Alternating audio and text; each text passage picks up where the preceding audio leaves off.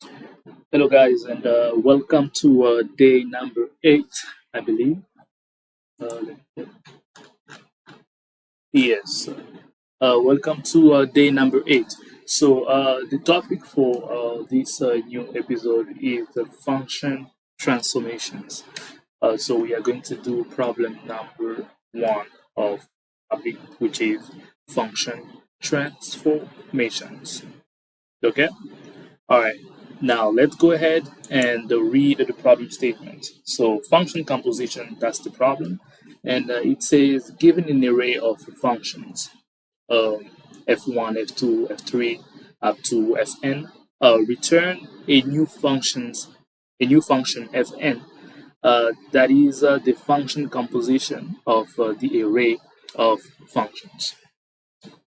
Now, the function composition of this array is um, function fx. So pretty much the function will take a variable x, an argument x, and that is equal to f. The argument inside the f, or the first function, will be the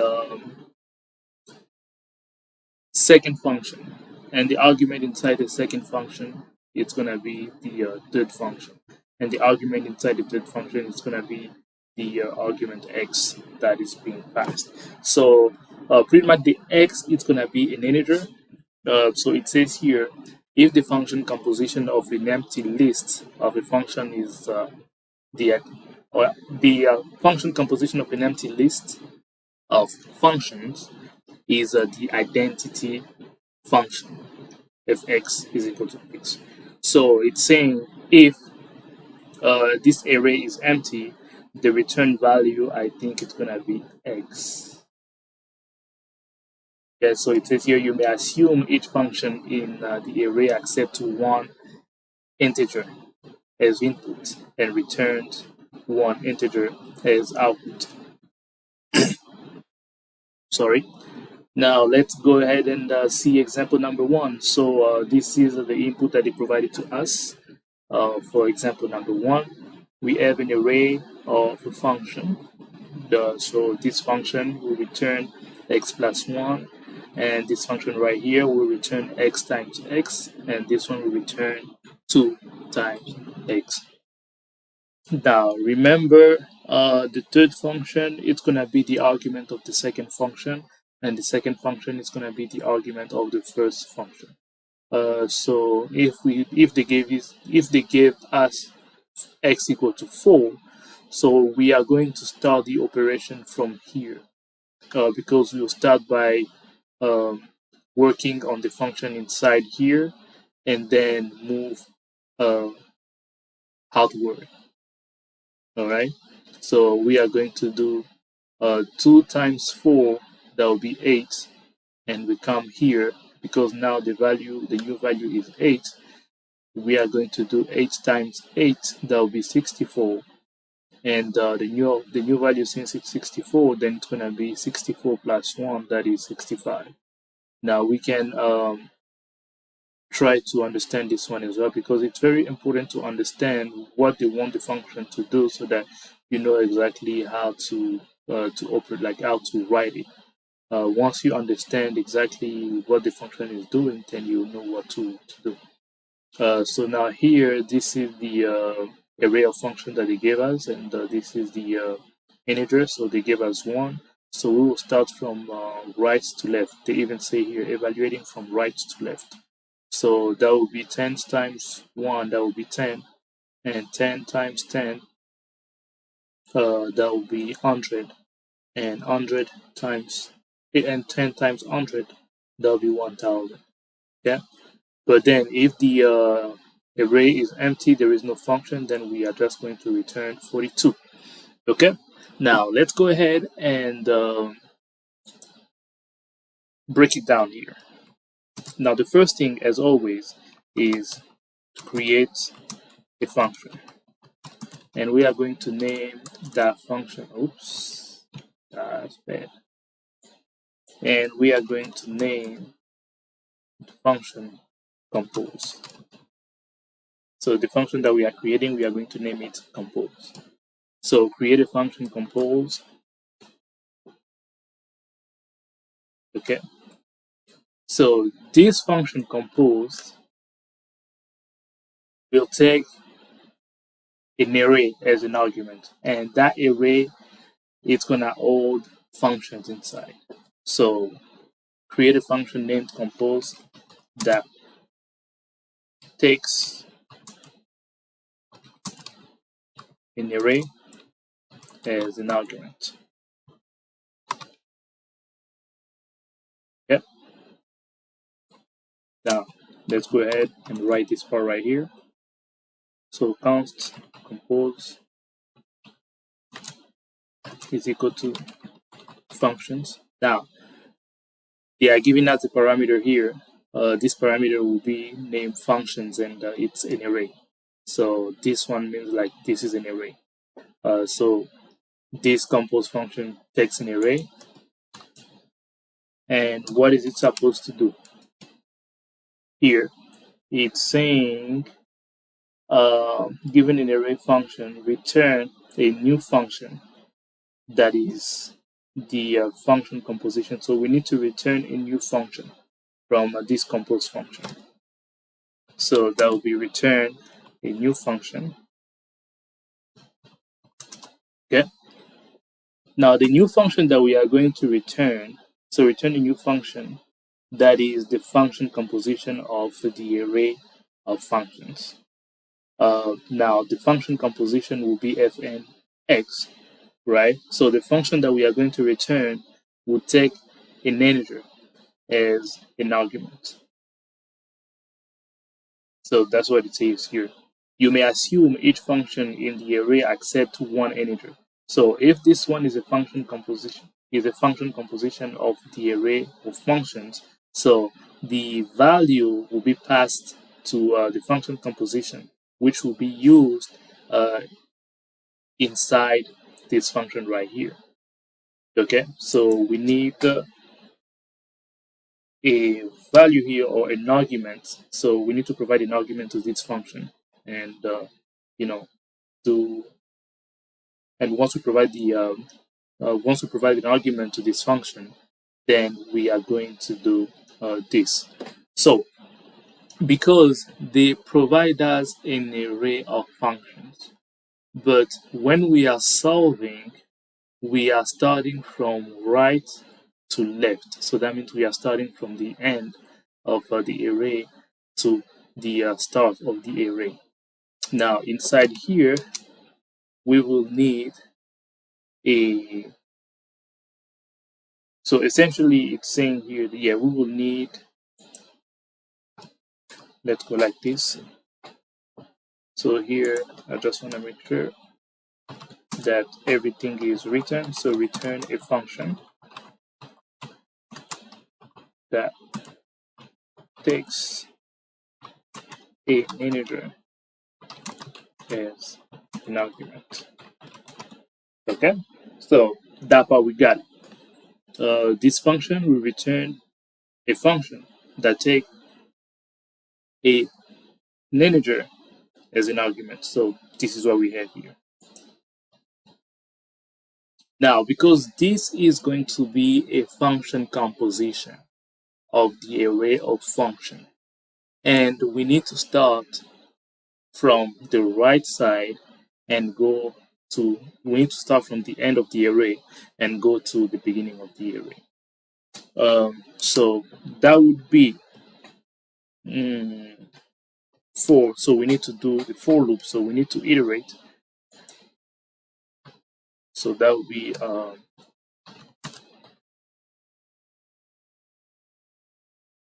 iterate through the array starting from the end, because we need to start from the end of the array.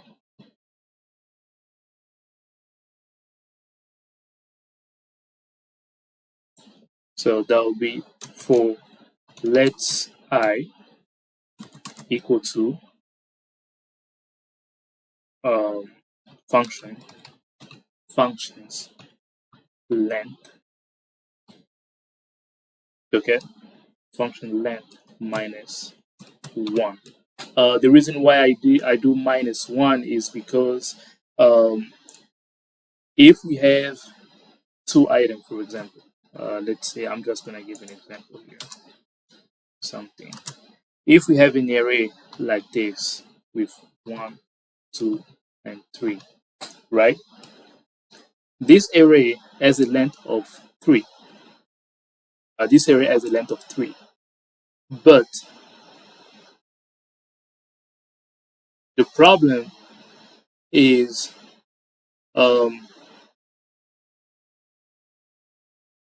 problem here is that because based on what let me actually write everything before I do that. I'm gonna explain it later. So if we do like this and then say I is greater or equal to 0 and I minus minus, because we are going from the right to the left, so we need to subtract. So we are decreasing. We are starting from the end of the array and then going to the beginning of the array. Now here's the problem. What's going to happen? The length of the array here, it's going to be 1, 2, 3. That's the length of the array because we have 3 elements here. Now if I say I is equal to function that length, because what I'm trying to do is I am trying to perform the logic of the last function inside the array and return the value, right? But in order for me to target the last function, if I do x is equal to functions I, and then what is that? And then x, the value. What's going to happen is, let's say the length of this array is 3. We are trying to get the element inside of this array that is at index 3. But that's not possible because when we start counting in computer science, the first element here will be at index 0, the second element will be at index 1, and the third element will be at index 2. So me, by doing x equal to function I, meaning that this one is equal, for example, to 3, if the length of the array is 3, we're not going to get any value. We're not going to get anything because this array right here stopped at index 2. So this one won't work. But okay, so if we do this and then at the end of that we decide to return x, okay, and if I decide to run this one, we are going to get an error. Let me just clean up my code here. So this was just an example to show you guys. So if I decide to run this, I believe we are going to get an error here. So if I go ahead and run this, what's the result? Oh, okay. Not the error, but you see the value that we get, it's 4. We are not getting any result. And then this one here, the value that we get is 1. That's intriguing. Why is it keep?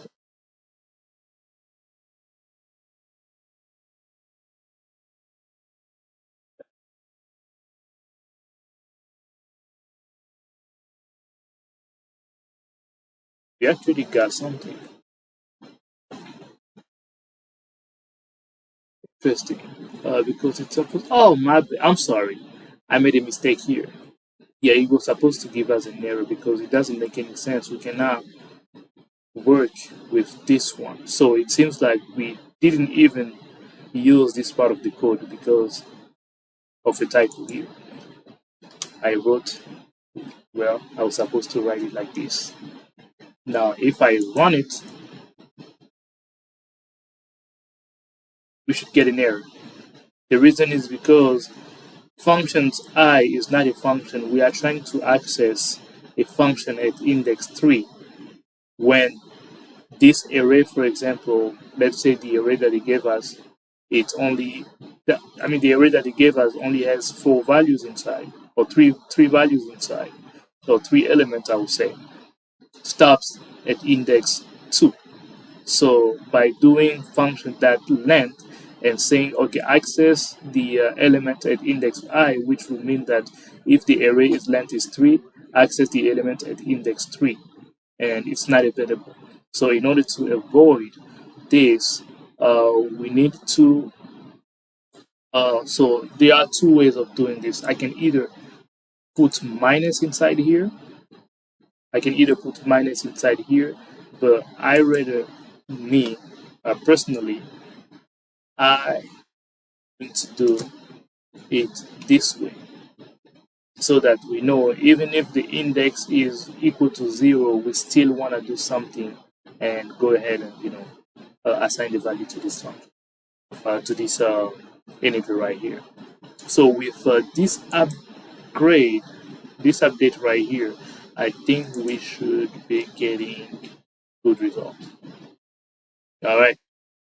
Now you can see everything worked. The code has been accepted. So that,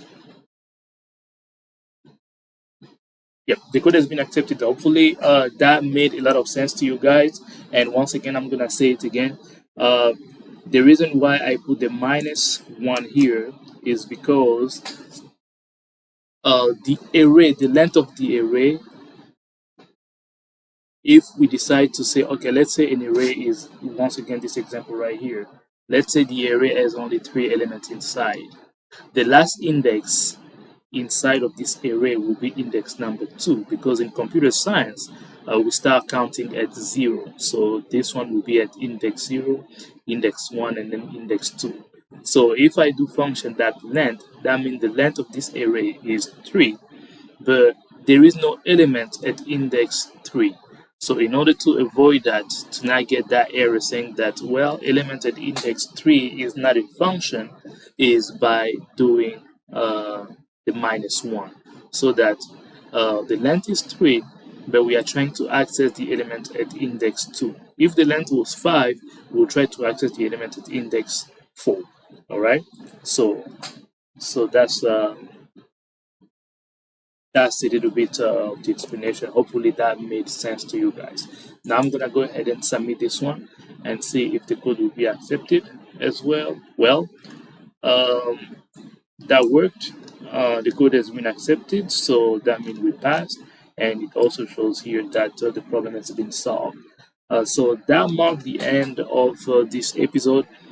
Thank you very much, guys, for watching. Feel free once again to subscribe and leave a thumbs up if you really enjoyed this video, and also leave a comment and feedback. I really appreciate.